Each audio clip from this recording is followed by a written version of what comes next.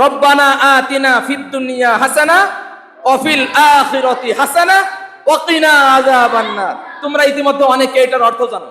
রব্বানা এর আগে ইয়া নাই, ইয়া রব, হে আল্লাহর প্রভু। রব্বানা এর ভিতরে আছে রব্বানা, হে আমাদের প্রভু।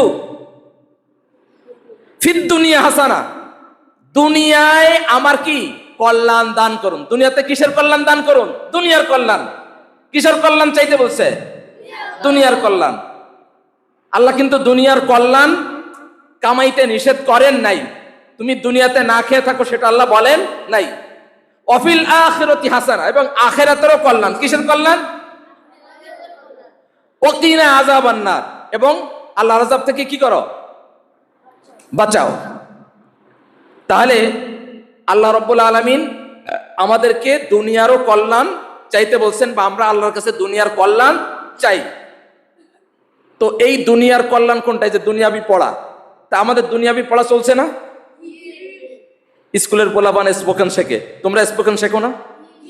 তোমরা এইভাবে যদি সারা বছর ইংলিশে একটু একটু করে শিখতে থাকো, তাহলে তোমরাও ইংলিশে টুকটাক কথা বলতে পারবে না?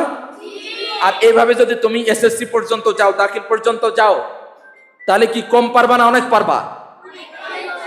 তারপর এই সাথে চলতে থাকবে না? তুমি যে হাফেজ হবা, তারপরে আলেমি লাইনে যাবা,